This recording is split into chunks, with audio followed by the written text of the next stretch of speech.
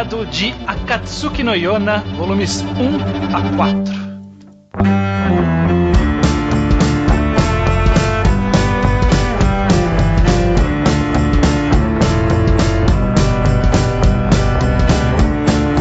Olá, sejam bem-vindos a mais um Reenquadrado. Eu sou o Estranho, estou aqui com... O Judeu Ateu, a Nath e a Alice. Exatamente. Maravilha. Estamos aqui com um novo time para podermos falar de um novo mangá também, né? Pois é. Estou muito feliz de ter essa equipe maravilhosa. Chega do pessoal chato e hater de antes, pessoal que só quer odiar as coisas. Se bem que sempre tem alguém que odeia, né, o mangá. Vamos ver se aparece um de nós quatro aqui acaba odiando a Akatsuki no Yona. Pois é, exatamente. Então vamos falar sobre... Como o título diz, Akatsuki no Yona, um mangá de Mizuho Kusanagi, publicado já há bastante tempo na revista Hanato Yumi, o que faz dele o primeiro shoujo aqui no Reenquadrado. Essa sugestão desse mangá foi da Nath, né? Exata. Ela, até onde eu sei, vamos confirmar, a Alice confirme por favor, que ela é a única pessoa com uma história pregressa de Akatsuki no Yona, né? Alguém que já tinha lido anteriormente. Ela é a única pessoa mesmo. Poxa, Alice. Peço desculpas. Tá certo, não, tá ótimo. Então, o podcast de Berserk foi assim também, eu era o único que tinha lido, né? Exatamente.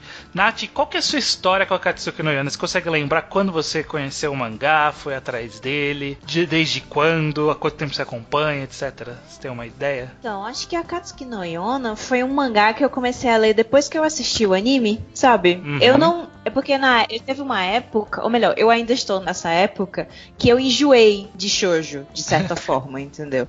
Porque tinha umas histórias parecidas e eu tava enjoando, aí eu parei de ler, basicamente. Então, a Akatsuki no Yona foi um dos animes que começou... Eu nem lembro a temporada, tenho até que dar uma olhada. Foi de 2015, é de 2014, outubro de 2014. Então, é da última temporada do ano, então já fazem 4 anos, tá certo? E aí, eu comecei a assistir, eu gostei muito e fui direto pro mangá logo depois. E aí, só venho acompanhando desde então. Como é um mangá mensal, né? Tem que aguentar aí um capítulo por mês. Mas aí a gente vai vendo. Muito bem. Inclusive, o que a gente vai falar, nossa sequência de programas, vão ser 2 programas de Akatsuki no Yona. Vai ser o Reenquadrado mais curto, porque a gente vai falar dos 8 primeiros volumes, que é exatamente o que cobre, né, o anime. Ele cobre exatamente esse período, que disse a Nath que é um bom momento de parada ali, já é o suficiente pra gente ter uma boa noção do que é Akatsuki no Yona. Vamos descobrir isso. Vamos descobrir isso. Eu tô suspeito, vou falar aqui minha verdade. Eu quero saber de você, Nath, pelo menos se segue o mantra mais óbvio de todos, o mangá é melhor que o anime. O anime, ele faz... Não, só tem uma resposta pra isso e é sim. Então, mas eu digo sim porque o anime ele segue o mangá certinho, mas são mídias diferentes, né? E quando você conhece a história muito a mais do que você só viu o anime, logicamente você vai se entreter mais com o mangá. É basicamente isso. Mas eu prefiro o mangá, sim. Principalmente pelo traço, pelas cenas de luta. Isso foi um teste, você passou. Se aqui fosse anime ao quadrado, talvez fosse o papel inverso, né? Talvez você devesse falar que anime era melhor, mas não é esse o caso aqui. Exatamente. Tem um pouco. Pois bem, vamos lá, vamos começar a falar sobre Akatsuki no Yona. Então, obviamente, é um programa para quem leu, né? Quem tá aqui chegando pela primeira vez. O Reenquadrado a gente fala desses volumes, a história desses 4 primeiros volumes. Então, vamos lá, Judeu. Você chegou agora também junto comigo em Akatsuki no Yona. Quero a sua opinião geral sobre o cenário de Akatsuki no Yona, né? Estamos aqui novamente num Japão... Não é um Japão, né? Um mundo oriental, possivelmente oriental, mas na verdade fictício, né? Fantasioso. O que você achou desse cenário, Judeu? É interessante você me perguntar sobre o cenário, porque é uma das coisas que eu mais tenho pra comentar, porque eu fui completamente cego. Eu fui cego completamente pra Akatsuki no Yona. Eu não sabia nada de nada. Eu não queria nem ter uma premissa. Eu fui sem saber absolutamente nada. E quando eu abri, eu comecei a ver que é história de reinos. Ai, não, mano. Não, porque eu nunca li até hoje um mangá que é histórias de reinos e que eu me interessasse. Porque normalmente os caras chegam socando a porta e enfiando um world building na sua cara com tudo, e aí fica tudo muito confuso e eu perco o interesse muito rápido. Um plot dump, Toma. Sempre um plot dump gigante. Eu fiquei feliz com a Akatsuki no Yona, que eu achei que ele construiu e continua construindo nesses 4 volumes ainda, sabe? Um mundo bem devagarzinho. Eu acho que é assim que essas histórias de reinos têm que ser feitas. Ele vai introduzindo um conceito do mundo uma vez por vez, a autora. Eu achei que foi excepcional nesse aspecto e me atraiu bastante, com certeza. Eu tenho um comentário um tanto parecido com o do Judeu quanto a isso, porque eu também fui completamente cega na Akatsuki no Yona. Eu não fazia a mínima ideia do que se tratava, não sabia que tinha uma relação com o shoujo ali pelo traço. Mas depois que eu comecei a ler, eu vi que era esse jogo político. Na verdade, eu me interesso por jogo político até eles sacarem o plot dump, né? Aí só que nesse caso foi tudo desenrolado tão simples e pra um lado tão pessoal da personagem, e não exatamente o jogo político. O jogo político acaba sendo uma situação que ela tá inserida ali, que ele não é desenvolvido logo de cara, ele é desenvolvido ao longo da obra, né? E isso daí fica muito mais amigável pra você conseguir se aproximar mais da história se você não é muito fã de infodump, de muitas informações de uma vez. E em contrapartida também cria esse mistério de o que é todo o sistema político. Mas tipo, que nem você falou, ele vai jogando bem de levinho assim esses plot políticos, né? No começo é uns negócios bem simplesinhos com as 5 tribos ali e tal, mas de pouquinho em pouquinho ele tá criando umas dinâmicas interessantes. Eu já sei, por exemplo, que tem um esquema aí com a tribo do vento e a tribo do fogo, sabe? Já é uma informação que fixou na minha cabeça. E eu acho que isso é normalmente difícil de acontecer pra mim. E eles descrevem uma hora, apareceu a tribo do vento, eles ficam na deles esperando o momento certo. Tá bom. O bom de Akatsuki no Yona, como vocês já falaram, o plot ele é progressivo. Por quê? A intenção da autora é fazer com que a Yona vá em cada uma das tribos, uma de cada vez. Então você vai conhecendo a tribo ao qual ela tiver lá e conhecendo o esquema político que envolve essa tribo.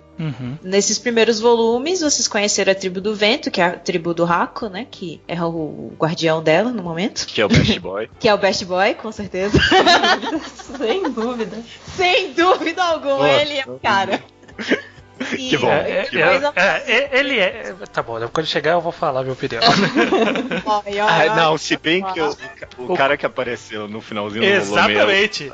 O cara do olho, pelo amor de Deus. Mas quando chegar a gente fala dele. Mas eu achei interessante isso sobre o world building, porque na verdade eu achei uma ambição diferente e isso me surpreendeu, porque o reinozinho ali que eles estão envolvidos, ele é tão pequenininho, sabe? Ele não, normalmente quando a gente vê esses mangás de coisa de batalha, etc, sempre uns mapas gigantes, um monte de reino cercando e florestas enormes. Aqui é tão pequeno, ela repete o mapa várias vezes na história. E eu olho e aí tipo eles falam, vamos até ali, e aí eles chegam lá muito rápido, sabe? É tudo muito perto. Isso daí é bem legal, alguns arcos que eles precisam mudar de tribo muito rápido e eles conseguem fazer isso em poucas horas. Aí eu fico pensando, realmente não é tão longe assim. Deve ser tipo questão de, sei lá, 6, não sei quantas horas é, mas é um reino bem pequeno. Então. Mas mesmo sendo pequeno, eles é um reino forte que tem muitos inimigos ao redor.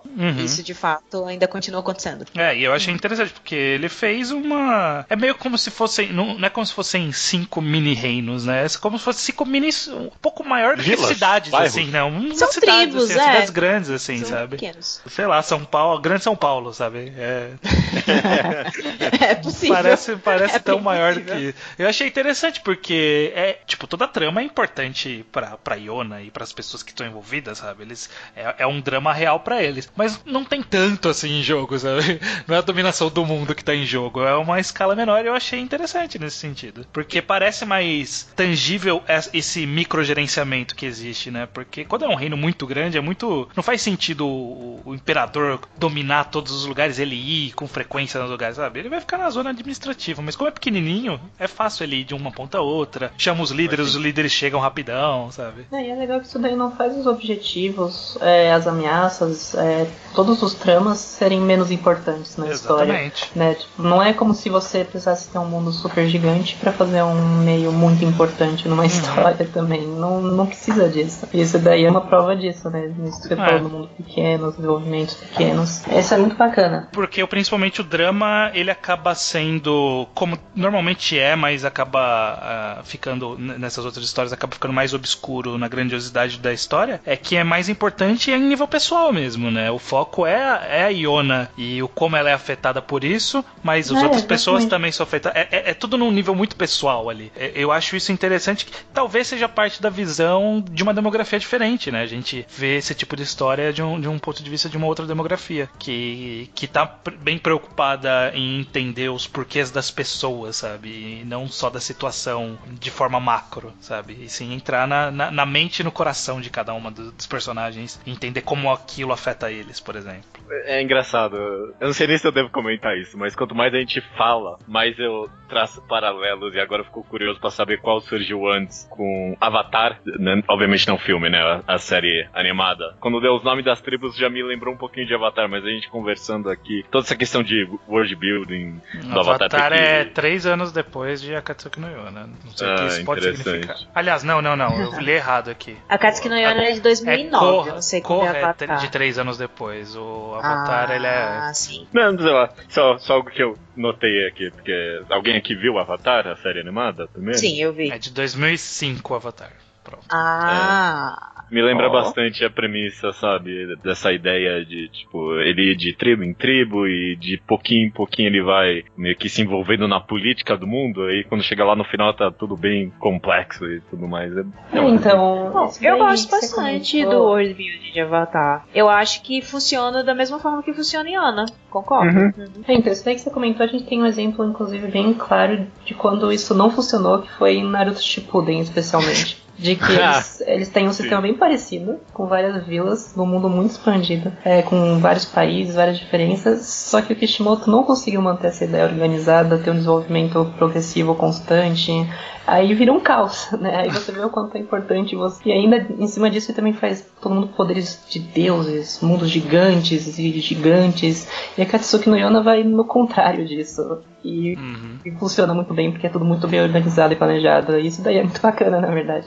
É incrivelmente bem planejado, eu tô gostando disso também. Vamos entrar de fato na sequência de histórias, porque eu acho que é bem interessante. Acho que todo mundo, quem não sabia da história, é um pouco pego de surpresa ali pelo primeiro grande twist da história ali, né? Que a gente é apresentado a esse reino, a essa menina, e aí tem esse cara meio interesse amoroso dela, e aí a primeira coisa que esse cara faz é matar o pai da personagem principal. Né? O que vocês acharam de uma virada assim logo de cara? Colocar um antagonismo num personagem que estava sendo construído como, em teoria, um interesse amoroso ali. Então, eu não tive muita surpresa, porque como eu vi no anime, né? E no anime é logo no primeiro episódio.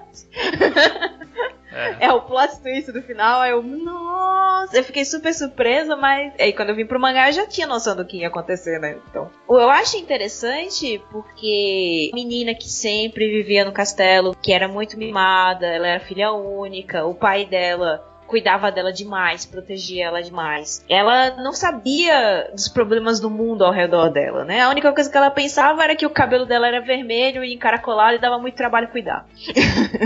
Sinceramente, minha opinião pessoal, quando eu comecei a assistir o anime, eu pensei, nunca vou gostar dessa menina. Não gosto de gente assim.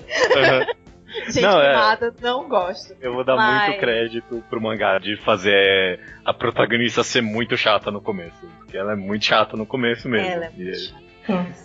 Não, mas é exatamente essa diferença de personalidade, né, do começo para o que tá acontecendo agora no mangá é que fez toda a diferença para mim, né? É o character development. Eu adorei assim a Yona crescendo ao longo do tempo e a personalidade dela muda bastante, né? E eu acho isso muito importante para ela. Mas a questão do Suon, que é o primo dela, inclusive, é família. Sim. É primo dela, ela era apaixonada por ele e tal. Acho que ele é 3 anos mais velho. Ele e o Haku têm a mesma idade. Acho que ambos têm 18 anos, ela tem 16? 15 pra 16, né? Ela tá indo pra fazer 16. 16, Aí eles têm 3 anos a mais que ela. E, assim, pelo menos acreditava-se. A própria Iona acreditava e o próprio Haku acreditava que um dia a Iona e o Son iam se casar, que eles iam formar um casal e eles dois iriam ser o rei e a rainha do reino. E não aconteceu dessa forma, né? É assim, sobre esse twist em específico, eu não quero dar muito de perna longa de batom aqui, mas eu não fui pego muito de surpresa, não. Porque logo começou a história, quando eu vi que essa menina tava sendo chata demais, eu pensei, ok, essa história vai ser... Alguma merda vai acontecer e ela vai ter que sair desse... Tipo, eu meio que já tava vendo os blocos sendo construídos, então eu vi que... E quando a autora tava construindo esse som aí como bonzinho demais, eu falei, esse cara vai trair ele. Mas...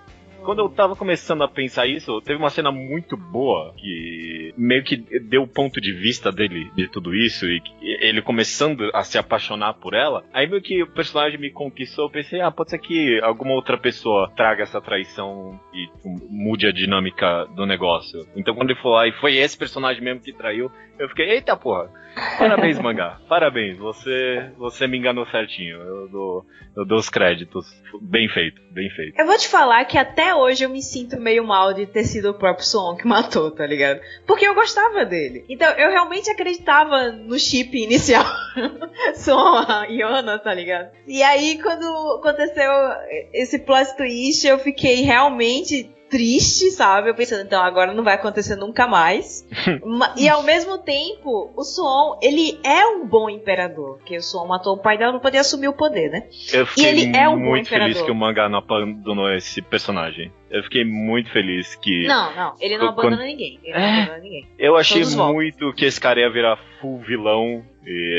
Mas não, o mangá volta toda hora pra esse personagem, mostra exatamente o lado isso. dele, mostra ele pensando, mostra ele tendo meio que... Tipo, ele não tá feliz de ter matado o cara, ele tá feliz de ter feito a vingança, mas ele não tá nem um pouco feliz de ter abandonado os amigos de infância dele, né? Então, isso daí eu vou colocar aqui. Ultimamente eu ando lendo um pouco Maquiavel. E a linha que esse personagem segue é uma linha bem maquiavélica. Ele segue o caminho de matar aliados ou supostos aliados pra ele, usando como desculpa a vingança pra conseguir atingir o poder, né? Atingir uma causa maior, pra talvez até salvar mais pessoas à custa de uma pessoa, na visão dele pelo menos. Sim. Só que aí, ao longo que ele vai praticando essa linha, essa teoria, e ele começa a executar de fato, ele começa a ver o quão doloroso e difícil é de lidar com essas coisas, né? E ele ainda é humano, aí ele começa a lembrar de momentos com os amigos, ele começa a repensar as ações que aconteceram e não consegue agir de uma forma fria como um verdadeiro líder deveria, entre aspas, agir, né? Ou pelo menos como o pessoal até esperava dele. E isso daí é essencial também para construir esse plot que vai fragilizando esse poder do personagem, né? Isso daí também é muito legal. Nossa, eu não esperava isso. Eu achei que ele ia ser... o build-up era para ele ser o vilão, mas ele é um bom vilão, né? Ele é um antagonista. Ele é aquela escala de cinza. É um antagonista, É o Lawful Evil, né? Não é vilão. Ele é o clássico caso do vilão que pra ele tá certo, né? Mas ainda assim ele acredita que está certo, mas ele ainda tem dúvidas, né? Ele ainda fica naquela porra, merda, né? Olha essa situação de bosta que eu tô, sabe? Ele lamenta ter entrado nessa situação. E eu acho que o que eu acho mais interessante é que o mangá, ele não... E Nath, não fale se sim ou não pro futuro, guarde pra você essa informação, mas o mangá, ele não entrou na seara de querer dizer se o pai da Iona tava certo ou tava errado, se ele de fato fez o que falaram que ele fez, sabe? Ele não quis jogar um flashback, tipo, esse cara tem motivo pra ter feito isso ou não tem motivo pra ter feito isso, sabe? Ele deixou ambíguo justamente pra gente não saber se esse cara, talvez seja um devaneio dele achar que o antigo rei mandou matar o pai, mas pode ser que tenha mandado matar, então a gente não sabe. Ele pode ter motivos, pode não ter motivos e essa é a graça, a gente não saber. É pra você mesmo definir se você quer aceitar o Son ou não. A autora não coloca nenhum motivo anterior pra dizer por que ele matou ou não. A gente sabe apenas que o Suon matou porque ele achava o mais correto a se fazer, porque ele estava achando que o reino estava fraco demais com o poder atual do antigo imperador. E ele, quando assumiu, eu não sei até que parte que mostrou, que eu não lembro até agora qual é até o quarto até volume. Quando aparece o cara de olho da Vila da Terra lá. Ah, sim. Pronto, ele, eu sei quem é. Então, no caso, não mostrou tanto do Suon ainda trabalhando. Não. Mas o Suon, ele é um bom imperador. Esse é o problema. É como se a morte do pai da Iona, pelo menos até esse ponto, tivesse realmente sido a escolha correta. Só que a forma como ele fez foi a escolha errada, né? Que ele teve que matar uma pessoa pra fazer isso. A gente ainda... Swan did nothing wrong. Não, já lá vem. Lá vem essa galera. Lá vem essa galera. Mas não mostrou muito dele trabalhando. Não mostrou muito dele trabalhando, mas mostrou... Eu acho que o mangá, ele, inclusive, ele faz um bom trabalho, porque ao longo desses volumes a gente vai ver algumas vezes flashbacks, né, mostrando da relação da Iona com o Haki, com ele, né, com o Suon. Assim, os extras, tem. Também, né, mas tem capítulo, o próprio segundo capítulo é um flashback já mostrando eles crescendo juntos e tal. Então, ele tem essa construção de que, olha o que foi perdido aí, né, olha esse garoto que tava aqui do lado deles o tempo todo. E olha o que aconteceu. Então é bem interessante essa construção. Não, só tava comentando que lembrou um pouco Code Geass nessa relação também, de que a construção do Lelouch foi um tanto para semelhante nesse aspecto. Pois é porque a relação dos três é muito próxima, muito próxima. A ideia do Haku desde o início, o Haku gosta da Iona, ponto. Mas o Haku iria deixar gostar da Iona se fosse o Suon que casasse com ela, entendeu?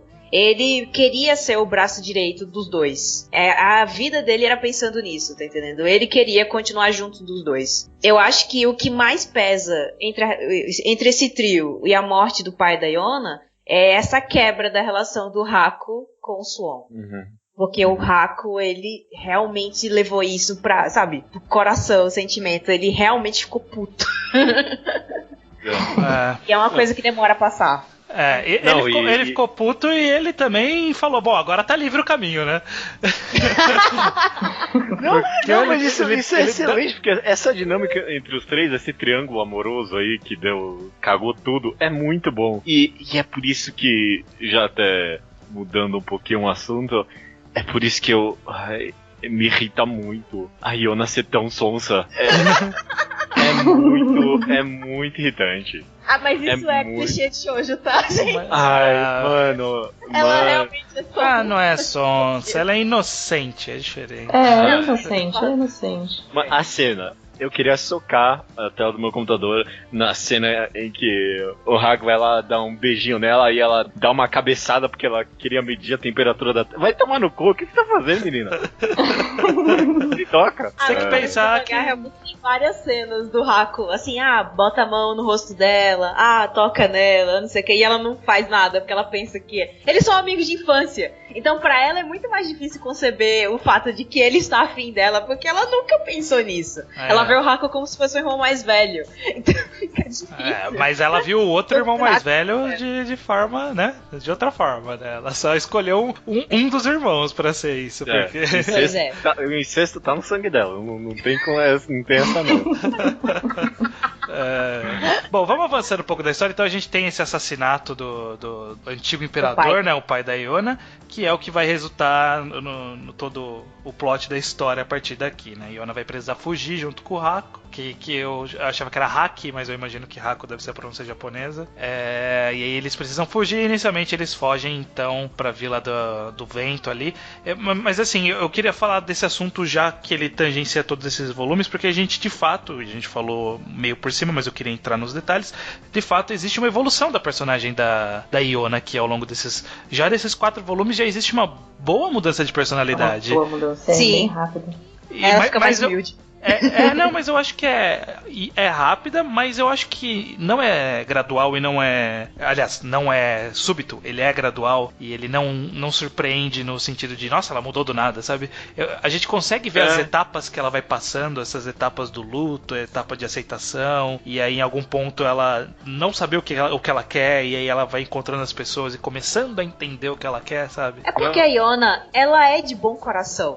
sabe? Sim. É só que ela foi estragada, né, pela família.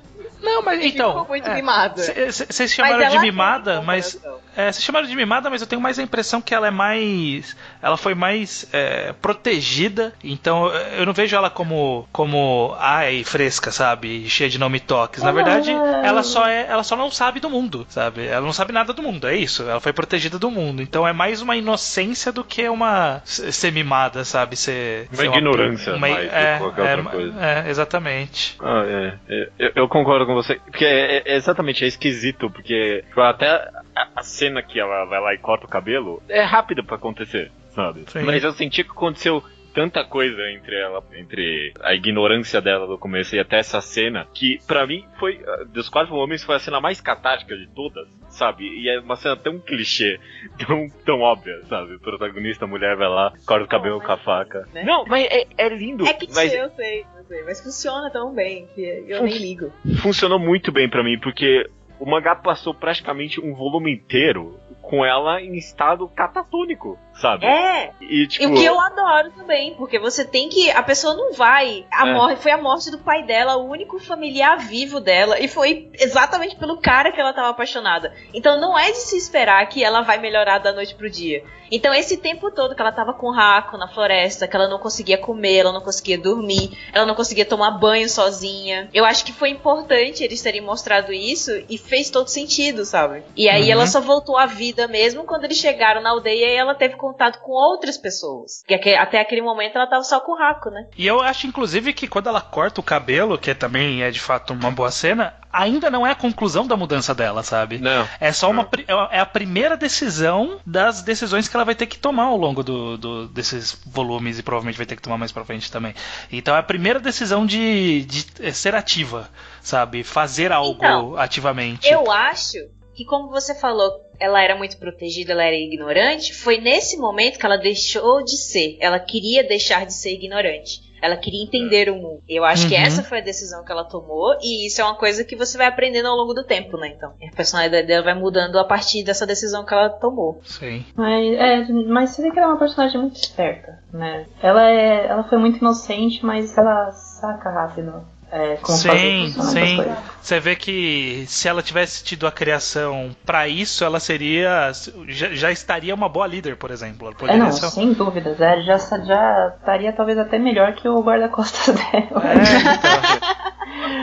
E é muito bom que o consciente da ignorância dela, sabe? Ela fica de forma bem rápida, sabe? Logo no comecinho na floresta, quando o Haku tá lá falando do mundo pra ela e das tribos, ela logo percebe, pô, eu nunca fui nesses lugares, nunca consegui. Toda hora ela tá se falando, porra, eu não sei nada, eu sou muito ignorante a respeito desse mundo aqui. Ela não se fecha, né? Ela tá aberta a conhecer mais coisas aí nos lugares. A sair mesmo cada vez mais daquela bolha que ela tava.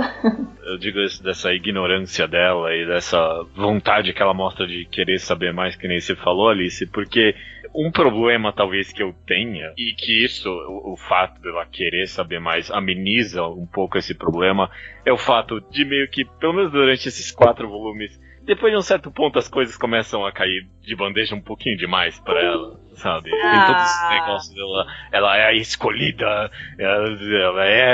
tem muitas coisas que ela acaba ganhando meio que só no olhar, sabe? Colocando assim, parece que ela é a ditadora da história. Bom, assim, isso vai ser um leve spoiler, mas é só porque é o Kija, tá, gente? É só ele. Não, mas só essa ideia dela ser a escolhida, sabe? Não tem isso no começo. No começo ela é só uma pessoa que foi adotada, mas tem esse peso do destino nas costas dela. E isso eu acho um tiquinho barato. É um pouco barato, mas eu acho que como ele demora pra vir e ele vem depois dela tomar decisões e ela evoluir como pessoa, eu acho que é mais justo, sabe? Eu não me ofendo tanto, porque justamente ela foi não veio de graça ela ser a escolhida, sabe? Tipo, todos os meus problemas foram resolvidos porque eu fui escolhida. Não, depois que ela resolveu os problemas iniciais ali, futuros mais imediatos, né? Que aí ela encontrou o caminho dela e descobriu que talvez fosse a escolhida e tal. É de graça, mas vem depois. É porque mesmo a Iona sendo a escolhida, ela não subiu pela cabeça isso dela ser escolhida. Ela sabe que ela é descendente do dragão, mas pra ela isso é só mais uma coisa que faz parte dela, tá entendendo? Ela não abusa disso, de ser escolhida. A questão é que, como você falou, pelo menos no caso do Kija, foi fácil, né? Mas... Não, as coisas ficam nem... difíceis depois. E nem no caso de... a história também não abusa muito, assim. Ele só facilita que os caras que são dragão conseguem sentir ela. É isso, sabe? E aí o que eles vão fazer com essa informação é outra história. Então, enfim. Bons argumentos. Beleza. Falamos toda a situação geral, falamos da Iona de forma geral, então vamos seguir acontecimentos mesmo, porque eu acho que cada trechinho tem alguns pontos interessantes de comentar, como por exemplo quando ela tá ali na Vila do Vento, né, que é a primeira parada dela, né, que eles fogem pra lá, que é a vila de onde o Haki é o guardião, né, eu esqueci qual que é o termo, general. É general. É o general daquela vila, e aí eles param lá, ela acaba convivendo com eles ali, conhece as 20 pessoas que moram naquela cidade ali. Poxa, tem mais gente, só não mostrou. Mas é legal. Dá a impressão que é pouca gente. Né? Então, é legal porque dá essa impressão justamente de ser uma escala bem menor, sabe? Porque tem ali aquela galera e essa galera é a vila toda, sabe? Mas eu acho que na Vila do Vento, pelo menos, eu acho que realmente é só uma cidade. É porque nas outras vilas, na Vila do Fogo tem mais de uma cidade, na Vila da Água tem mais de uma cidade. Mas eu acho que a Vila do Vento é realmente só uma cidade, é só aquela.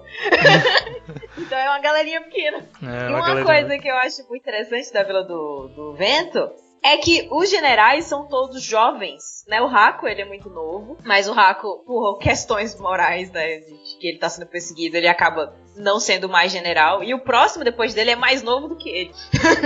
Sim, mas o próximo ainda não virou, e eu achei super legal isso de voltar com o anterior, e o anterior é esse velho, que é muito... Sim, é o eu adorei esse personagem, que é o velho sisudo, na hora que o Hako tá brigando com a Iona, ele tá, tipo, tentando puxar o arco pra atirar no Hako, mas ele não tá conseguindo. Ele tá... Não fala assim com ela, tá preparando pra atirar e não consegue, sabe? O cara é muito certinho. Ele é o vovô, né? Ele é o vovô da história, realmente. Tanto que o próprio Suon considerava o Mudrog assim como se fosse um avô pra ele também, sabe? Sim. Agora, assim, uma coisa que eu vou reclamar é que a história nunca me convenceu que não aconteceria quando o Suon falou que se você não me aceitar em 3 dias, eu vou abdicar do reino. Eu falei, cara, com certeza o cara vai aceitar em 3 dias, sabe? Não tem como essa história acabar aqui. Tinha que aceitar, né? Então aí na hora que eles começaram a conversar, eu falei, não, ok, eu sei, em algum momento ele vai aceitar por algum motivo. E aí o Haki pede, né, pra ele aceitar e tal. Pra ele aceitar. A próxima parada deles acaba sendo eles vão procurar um padre que é a figura religiosa desse reino que está isolada, né, atualmente, né, historicamente fazia parte do reino, mas aí a gente descobre que se isolou porque, né, os poderes premonitórios davam um pouco de receio, né, a força do padre no reino dava um pouco de receio para a força do reino, e o pai do Suon mandou o padre embora. Eles não queriam misturar a religião com o governo. Eles acreditavam que não era importante ter emissários de Deus ali no governo dando pitaco. E aí expulsaram ele. Estado laico. Tá certo. Estado laico. Mais ou menos, né? Porque tipo, nesse universo é que nem, sei lá, se Jesus aparecesse na Terra de novo, tá ok, velho. O Papa agora então é o líder de Estado. O que eu vou fazer? Foi provado uma religião, né? Ok. Tem uma religião que tá certa nesse mundo. É a religião dos dragões. Então não tá certo o chefe do Estado ser um cara da religião. É que fica meio vago, né? Ele é um personagem. É uma religião não religião, assim, né? Tá meio vaga. Antes disso, só no momento que eles são perseguidos ali pelo exército do fogo, eu achei interessante a autora reaproveitar o personagem relevante do passado, que era o cara chatinho que tentou pegar a Iona um pouco mais nova. e agora ele... Da Vila do Fogo lá. Agora ele virou... É o segundo filho do General do Fogo. Exatamente. Achei interessante reaproveitar esse personagem. E ele ter alguma profundidade. Ele é um vilãozinho barato, mas ele é um vilãozinho barato que tem sentimentos de alguma forma também, sabe? Ele fica impressionado, ele fica meio, pô, não vou matar essa menina aqui, sabe? Mas aí acontece deles caírem, ele achar que matou. E aí, inclusive, ele fica meio chocado de ter achado que matou a princesa, né? Ele vai lá se entregar pro Suon e tal. Achei interessante esse personagem. E ele sente um peso tão grande que ele realmente queria ser punido. Exatamente. Ele gostava da Iona, né? Ele também era um dos caras que gostavam dela. E pra ele Todo foi um mundo grande choque matar a pessoa que ele gostava, né? Uhum. Eu acho que nada mais justo se sentir mal por isso. Não, o harim dessa menina não cansa de crescer, não. Mas é por isso que eu vou falar que um dos meus personagens favoritos desses primeiros 4 volumes é o acho que é Yun, o nome dele. É o menininho. É o ajudante lá, É um menininho que tem uma relação meio... Não, ele não é um menininho. Ele é um menino bonito. Ele é o bichonem. Como ele mesmo diz dele mesmo. Eu sou um garoto bonito. Mas é verdade. Ele fala assim, é uma menina? Ele, não, eu sou um garoto bonito. E é o garoto que ele tá junto com o padre, tem uma relação meio esquisita, meio pai, meio apaixonado, tá meio bizarro isso no mangá. Eu acho que ele não é apaixonado por ele, eu acho que é bem de pai mesmo, porque o Yon também, ele meio que foi adotado por esse padre, né? O Yon vivia na rua antes desse padre chegar. Sim. E aí ele é aqueles meio que tsundere, assim, tipo, como você tá aí sem fazer nada, eu vou cuidar de você, porque, né, sem mim você não seria nada. É tipo isso. Aí ele vai lá pra cuidar do padre. É uma relação mais ou menos isso. Mas é de pai e filho, eu considero. Eu considero também, no final das contas. Eu achei que ele ia ser um personagem que ia entrar no grupo quando ele apareceu pela primeira vez. Porque parece muito só personagem secundário que Eles se encontram no caminho, né? Porque é o tipo de personagem que tem histórias, sabe? Tá procurando o mestre e ele só serviu pra levar eles até o mestre, só isso. Eu também tive essa impressão do nada. Eu falei, então você não pode levar ele junto? Oi, caralho, que você vai levar do nada? Esse cara aleatório? E ele adiciona muito pra dinâmica. Adiciona e justifica, né? Mostra um pouco do passado logo em seguida do Yun. E eu achei interessante, né? Tipo, o fato de que ele queria conhecer o mundo, mas ele não tinha muito acesso. E aí ele tava com esse cara porque era o que ele tinha pra sobreviver, né? Alguém que ajudou ele e tal. Mas no final ele queria ver mais o mundo mesmo. Ele queria ver, mas ele tinha receio de deixar o padre sozinho, sabe? Também. Porque o padre é desastrado, né? Então, ele tinha esse desejo de ter mais conhecimento. Ele tinha esse negócio de querer ser médico. Ele escolheu ser médico pra poder cuidar dos ferimentos do padre. Ele começou a aprender a cozinhar pra poder cozinhar pro padre. Tudo era voltado pro padre, basicamente. Mas ele tinha esse desejo de expandir como pessoa. Sim. Só que ele se sentia preso a não deixar o padre sozinho. Inclusive, esse padre morreu uma semana depois que ele saiu, né? Não é possível que esse padre conseguiu sobreviver sozinho ali, né? Porque é incompetente.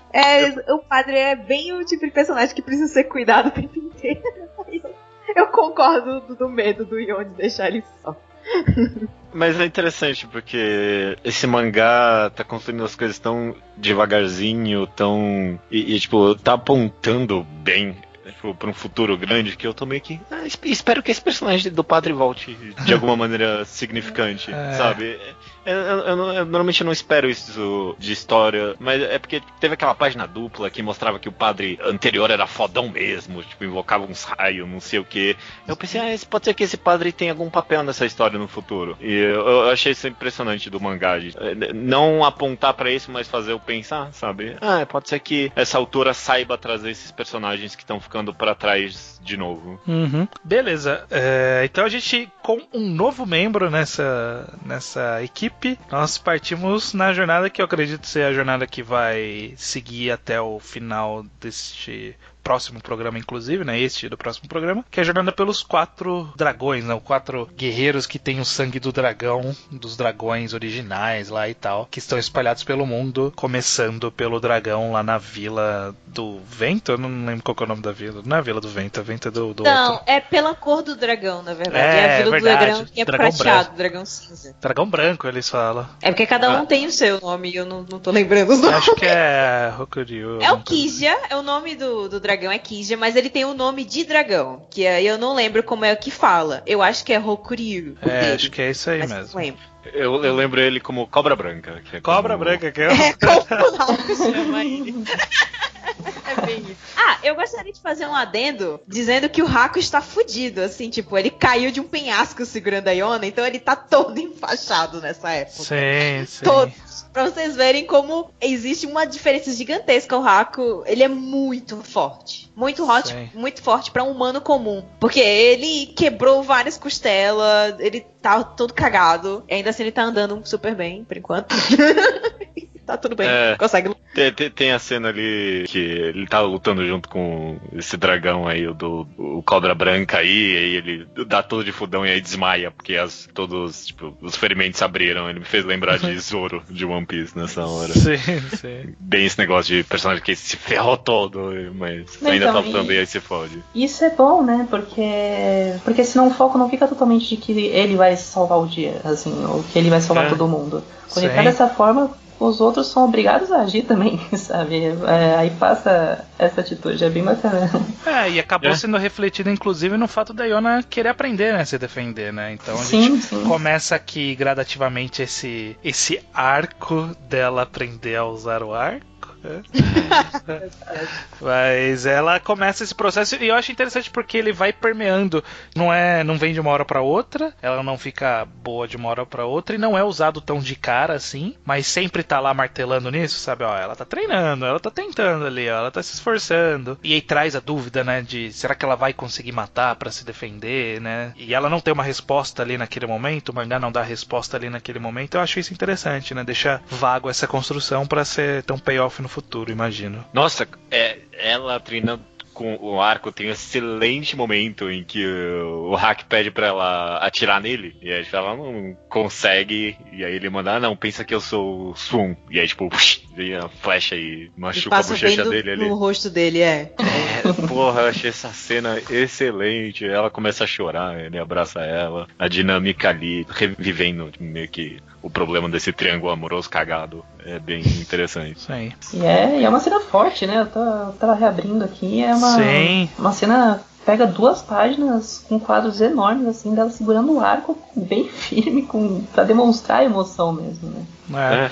E eu adoro que ela fica brava com ele, sabe? Tipo, ela fica. Tipo, que não é brincadeira o que aconteceu, tipo, sabe? O negócio. É que a Yona, nessa fase, ela não superou ainda, né? Parece que ela tá bem, mas se você ficar relembrando ela disso, ela vai sofrer, tá entendendo? Sim, ela não superou o fato ainda.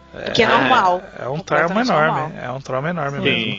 Tem o token do pino de cabelo ali, né? Do hairpin.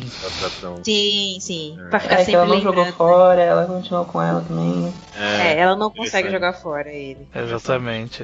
E isso que a Alice chamou atenção pro fato de ser 2 páginas ali impactantes.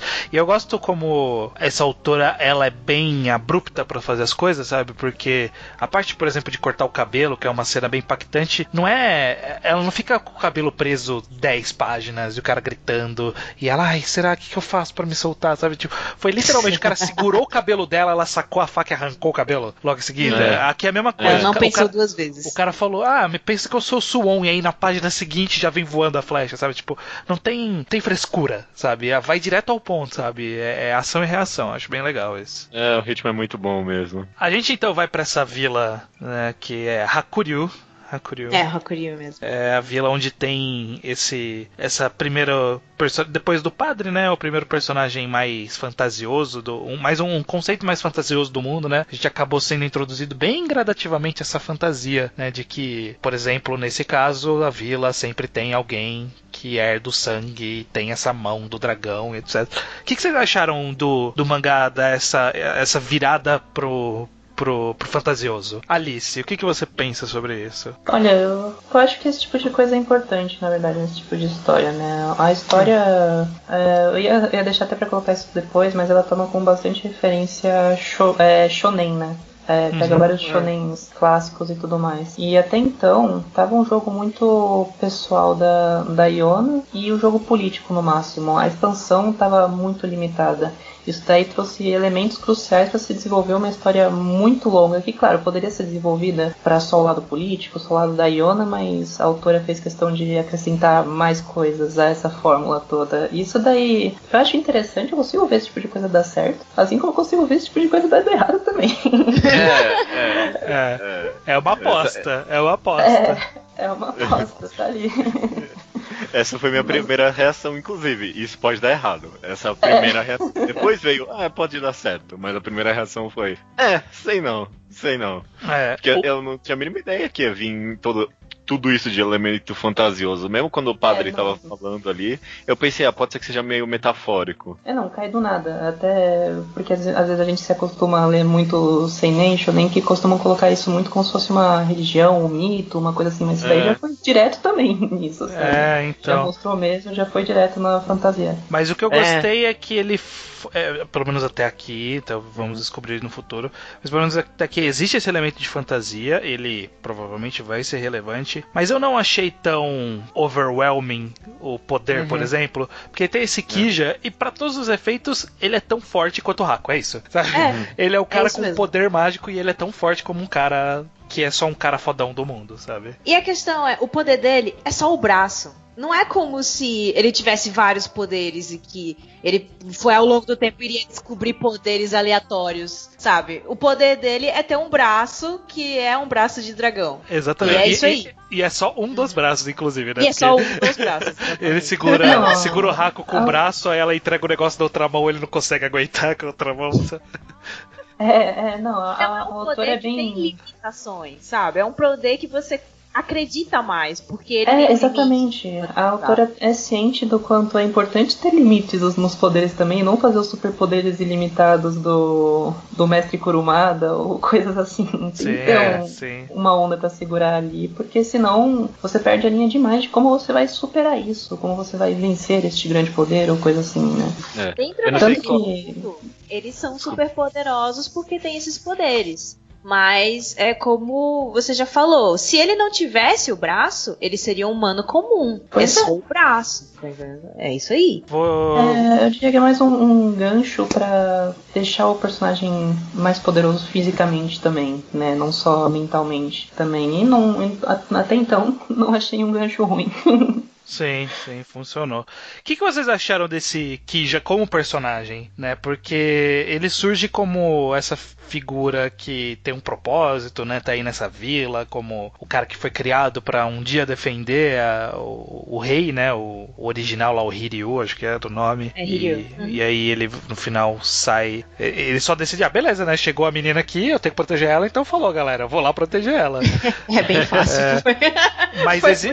Mas aí existe depois um desenvolvimento posterior a isso. Eu acho isso interessante, né? Então, pois é, apesar de eu ter reclamado meio que de esse personagem ter sido entregue um pouco fácil demais, eu gostei primeiro que... Tem duas coisas que eu gostei desse personagem. Primeiro que ele... Parece que é algo que ele não tem muito controle mesmo, e isso é retratado bem no mangá. Quando ele vai ao encontro da Iona sem saber quem ela é, ele vai tipo, eu vou matar essa galera pra tirar eles daqui porque eles estão fazendo bagunça. E aí no momento que ele vê ela a primeira vez, meio que dá esse choque nele, sabe? Parece que é algo meio instintivo, e eu achei que foi uma boa justificativa pra, tipo, ele entrar pro grupo. Sim. E eu acho interessante, o ponto que eu quis trazer justamente é que foi fácil ele entrar pro bando, mas ele entrou e existem desenvolvimentos posteriores a isso, sabe? Tipo, a primeira coisa que acontece é ele encontra inseto e fica com medo de inseto, sabe? É umas coisas meio bestas que eu acho que enriquecem a participação desse personagem, né? Ele acaba trazendo uma nova dinâmica, né? Essa rivalidade mais direta com o Hack. Esse era o meu segundo ponto que eu gosto dele, é essa ele ser o rival do Hack ali, sabe? Ele que tava meio que jogando o jogo sozinho, né? No harem solitário junto com a Iona, agora finalmente tem alguém pra mexer um pouco nessa dinâmica. Eu achei um personagem interessante nesse aspecto. O que também eu acho importante também pra construção dos personagens, né? Porque a situação tava ficando muito estabilizada, assim dizendo, né? Tava muito pré-estabelecido, tipo, eles não são assim, vão continuar sendo assim. Aí do nada, um personagem assim dá essa quebra e você desde então não sabe mais o que esperar dos personagens de novo, como eles vão reagir, o que vai acontecer, e isso daí também é importante pra construir a personalidade de cada um, né? Sim. Até porque a inter-relação entre todos os personagens é até que relativamente interessante, sabe? Pelo menos na equipe pequena que foi montada até agora, cada um tem um relacionamento diferente com cada um, sabe? O Hack tem um relacionamento diferente com o Yun, com o Cobra Branca ali, com a Iona, e a Iona... tem a inter-relação entre os personagens tá sendo boa, assim. Sim, e eu acho... Pode falar, Anete. Não, é porque eu acho que o Kija, ele chegou no grupo... Como ele é supostamente o que deveria ser o guardião dela, porque ele sempre acreditou nisso, ele acha o Haku desnecessário no começo, né? Sim. Porque ele acha que o Haku é fraco, né? Porque comparado a ele, que era o negócio do dragão e descendente, ele que é o forte, ele que tem que proteger a Iona. E aí quando chega no primeiro embate, que ele e o Haku lutam juntos... Ele começa a respeitar o Haku porque vê o quanto ele é forte também. Da mesma forma que o Haku também começa a respeitar o Kija. Só que eles têm essa relação meio de ficar brigando um com o outro por besteira. Sim, e aí eles nunca vão falar que respeitam um ao outro. Mas eles se respeitam, entendeu? Sim. Eu gosto como a gente acabou não citando muito disso, porque o começo foi bem drama, e aí mais ou menos da parte do Yon pra frente que o mangá começa a mostrar um clima mais de comédia, e eu acho que eu gosto bastante, sabe, das pequenas piadinhas que ele vai colocando na história, umas frases meio soltas, assim. Não, eu ia colocar que as quebras de comédia são muito boas mesmo. Sim. São súbitas em momentos bons pra serem súbitos. E até em momentos de batalha, assim, não chega a ser muito cringe, assim, você não chega a ficar, meu Deus, isso daqui tá muito fora de lugar. Não. Funciona bem, né? Tipo, quando o Kija encontra isso pela primeira vez, aí o Yon fala assim, ok, você vai pro final da fila. Você vai ser ou na primeira noite que eles falam assim, bom, então vamos dormir, né? E todo mundo, vamos dormir. Aí o Kija, vamos dormir. Aqui? Ele olha pro chão, vamos dormir aqui? Sério? Vocês deitam aqui e dormem? Ou quando eles têm que entrar na vila, fala assim, não chamem a atenção. Aí mostra o cara com uma espada gigante, menino com cabelo vermelho e o cara com a mão de dragão. Enfim, esse tipo de pequenas piadinhas eu acho bastante divertido. E, aliás, eu acho legal também a construção do Kija mais pra frente, dele não se sentir útil, né, enquanto eles estão viajando, sabe? Que ele, eu podia estar sentindo onde tá o outro dragão pra poder ajudar, a gente tá viajando pra caralho, a gente não consegue chegar no lugar porque eu não consigo ajudar eles e tal. Existe uma construção que vai surgindo dos personagens, né? Acho bem interessante isso. É porque meio que no grupo cada um tem o que fazer, né? O Yon faz a comida, o Haku vai procurar mantimento. E aí o Kija se vê naquele dilema do, poxa, eu não tô ajudando em nada. Eu tô só aqui olhando pra onde vai a direção, né, do próximo dragão. Eu sou o inútil do grupo, mas ele não é, né? Ele pensa, mas ele não é. Não, eu adoro quando acontece isso. Tem uma cena excelente com a Iona, justamente, né? Que manda uma cara sexy pra ele e fala que ele é insubstituível. Eu acho que é um ponto interessante até pro desenvolvimento dela, sabe? Meio que mostrando ela sabendo meio que manipular. Não manipular, sabe? Mas valorizar com cada um. E valorizar. Não, e meio que apertar os botões, talvez, até. Apertar os botões. Bom, a gente vai pro último arco que a gente vai tratar aqui, que não vai concluir nesse programa, a gente vai concluir no próximo programa, que é do segundo dragão, que é o que tem os olhos, né? E eles estão nessa vila, que é uma vila no meio das montanhas, né? No meio das cavernas e tal. É o dragão azul, né? Sim, exatamente. E que eu acho que ele fez muito bem de ter essa vila logo em seguida da vila anterior, porque eu acho que ele vem como resposta à reclamação do judeu, sabe? Tipo, é muito fácil, sabe? O cara tava ali, a vida dele de boa, e aí encontrou o cara, falou, vamos, e ele falou, vamos, e foi simples assim, sabe? E aí a gente chegou nessa outra vila que é totalmente diferente, a relação do dragão com a vila e dos personagens, com a rainha, etc. esse personagem aí do... Acho que é Seiryu, né? É o Seiryu. Ele é o completo oposto do dragão anterior. Ele odeia os poderes dele, ele não dá uma foda pra nada, ele nem quer ver a princesa. Eu acho que o mangá, que nem se falou estranho, fez muito bem em logo em seguida mostrar que a dinâmica pode ser completamente diferente, sabe? Deu uma boa revigorada pra algo que parecia ser óbvio, que é vamos de vila em vila pegando os dragões, né? Não é Pokémon, sabe? Não é. Eu achei interessante, eu queria a opinião de vocês também, sobre o passado desse personagem, né? Porque ele é um passado bem dramático, né? Desse Seiryu. Nossa, eu amei esse flashback. Eu amei esse flashback. Da criança nascer e já colocar a máscara direto na criança, sabe? Sim.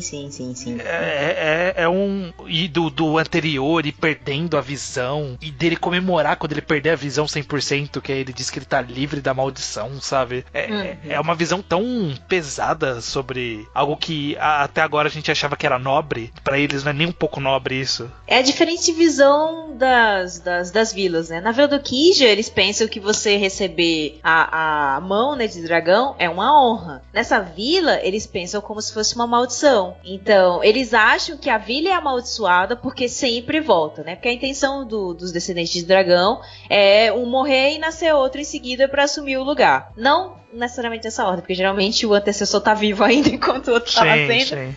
E o novo vai sugando o poder pra ele do antecessor. Então todos os dragões anteriores vão perdendo seus poderes depois que o mais recente nasce, entendeu? É isso que tem de... Quando o dragão anterior perde a visão, finalmente ele se vê humano. É por isso que ele comemora. Porque ele finalmente se vê igual aos outros. Ele não vai mais ser bulinado, jogado de escanteio, essas coisas, porque ele era diferente antes. Agora ele era igual aos outros, porque ele não tem mais o poder. Mas ao mesmo tempo, essa mesma cena é triste, por causa que ele, sabe, como era sempre ele e o Shinya, porque é o nome do personagem, era sempre só ele, e ele era o pai dele, né? E ele se vê, quando ele perde a visão, ele se vê deixando o Shinya de lado. Eu não sou mais igual a você, eu não faço mais parte desse mundo. Ele tá deixando ele, que uma hora ele vai morrer, tá entendendo? E é muito triste, cara. O cara logo em seguida dele comemorar que nem um louco ali, nesse momento a gente não sabe ainda o nome do menino, ele ainda assim vai lá e pega o sino pra ajudar o cara, guiar o cara de volta, sabe? Fazer o caminho. Eu achei bem interessante, sabe? Bem complexo esse personagem. Quando a gente vê a primeira vez que ele aparece, né? Essa figura totalmente diferente, com uma máscara meio estranha, com um guiso no cabelo, você fala assim, que overdesign, né? Desenhou demais esse personagem e vai ter uma justificativa, sabe? Tem uma justificativa dele usar um guiso na cabeça. Isso tem uma justificativa real pro personagem. Então, isso daí é interessante porque é o quanto que a autora, o autor, ele quer colocar, sei lá, de cosmético na aparência do personagem e o quanto ele consegue justificar pra ele estar daquela forma, né? E isso é muito bom também nesse mangá, sabe? Funciona muito bem. Funciona muito bem. Não, ai, caraca. É porque esse flashback pra mim, vocês falaram, mas eu quero falar também. Porque, tipo, a história desse cara, do dragão anterior, é muito boa por si só, sabe? A página dupla que vocês comentaram, dele rindo feito um maluco ali, é muito boa, sabe? Ele perde a visão, ele começa a rir feito um maluco de felicidade. Essa cena é muito boa. Mas aí adiciona o fato ali do Shinra tá ali vendo o cara chorando de felicidade de perder algo que ele acabou de ganhar, adiciona muito pra camada do negócio, sabe? O fato do Shinra tá ali inserido nessa cena fantástica traz muita profundidade do personagem e meio que justificando meio que todas as ações dele durante esse volume. Eu gostei muito Não, mesmo. mas o Shinha, ele fica feliz quando o pai dele perde a visão, porque o pai dele está feliz por perder a visão, tá entendendo? Sim. O Shinha, ele não gosta dos poderes dele, de fato. Mas o fato do pai dele ainda estar com ele e ele estar feliz faz dele feliz também. Tanto que ele bota o Ginzo porque ele quer guiar o caminho do pai dele, né? Porque ele não quer ficar longe do pai dele de jeito nenhum. Ele ama aquela pessoa. E é isso, sabe? E assim, você comentou, né, que o Shinha, ele era completamente diferente do Kija e tal. Mas é muito do jeito como ele foi criado. Mas ao mesmo tempo não é como se o Kija odiasse as pessoas. ele quer ter amigos. É só que as pessoas não ficam perto dele porque ele é o amaldiçoado, tá entendendo? Exato. E esse é o problema, sabe? O Kija, ele se importa com as pessoas, tanto que ele tem um hamster de estimação. Não, o Kija não, o outro. Um esquilo. É um esquilo. Não, mas você tá falando do Kija. O Kija é o dragão branco. Esse é o azul. Xinha. Isso. Pronto, ele tem um esquilo de estimação e tal. E quando ele vê a Iona pela primeira vez, ele fica super confuso. Porque ele não foi criado sabendo que ele era um descendente de dragão. Ele foi criado que ele tinha uma maldição. Ele não sabia o porquê dessa maldição. Sim. E quando ele vê a Iona, é aquele negócio instintivo. Ele sabe que ela é importante, mas ele não sabe por quê, sabe? E é aquela confusão mental. Eu acho muito interessante o passado dele e o como ele foi criado. E mesmo ele sofrendo a infância inteira, ele não é uma pessoa má, sabe? Eu acho isso muito bom dele. O que eu gostei bastante de toda essa apresentação desse arco todo foi algo que o Judeu falou mais cedo, né?